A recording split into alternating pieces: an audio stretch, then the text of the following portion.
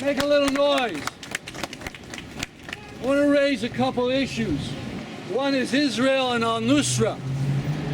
This is a story that should be huge, and it's not being mentioned very much.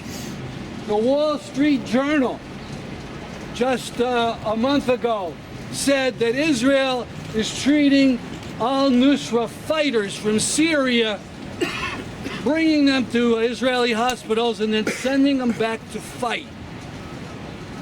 The Jerusalem Post took the same article and they made the headline even more to the point. They said Israel treating Al-Qaeda fighters. Because al-Nusra is Al-Qaeda, there's no difference. Why is this not being shouted? Why aren't the politicians screaming?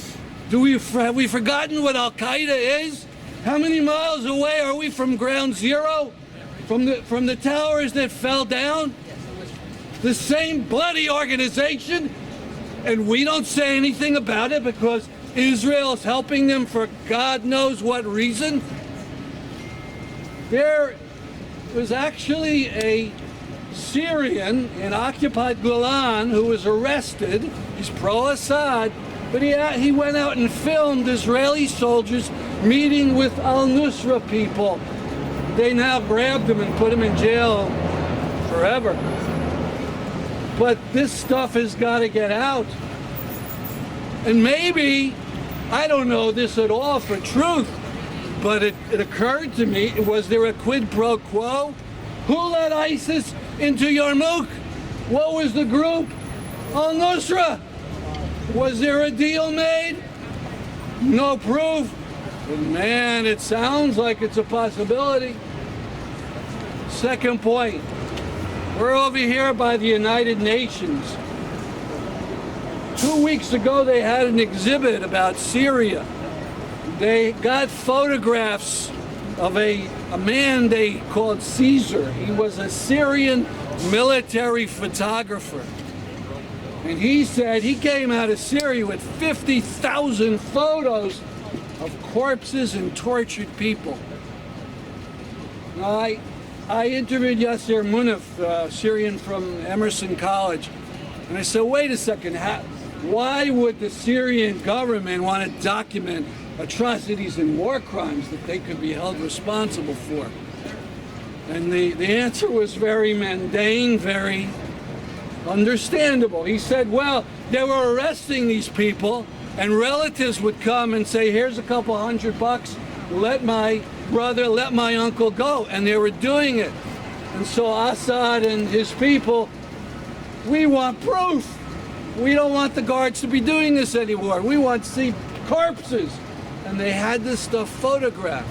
And so Munaf is confirmed or sure that these are authentic photos. And the UN, I think, put 18 or 20 of these photos there.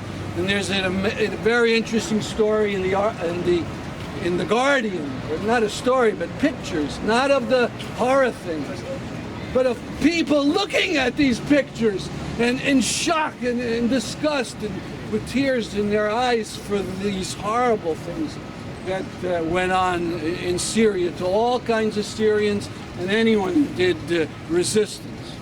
Last point, we're in the United States of America. What did the United States government do?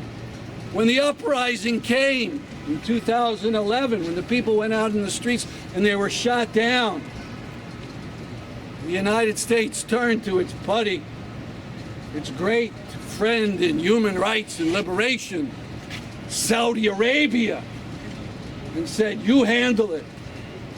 And so they did, and they brought in all kinds of fanatics, people who distorted their religion to be one of just killing and hatred towards the other sects, towards the religion of Assad, or the one he says he follows.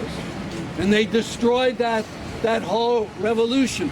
And it's still alive, but they caused such harm to it by bringing in al-Nusra and ISIS and all this other stuff. And so now we see what's going on.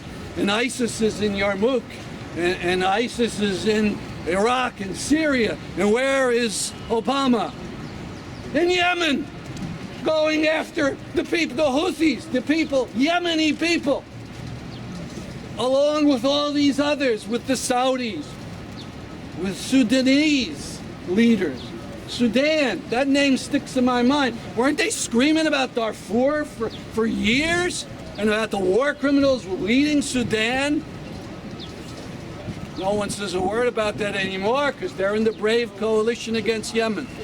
So, I'm disgusted. I'm disgusted against Israel. I'm disgusted against Assad. I'm disgusted against our leaders.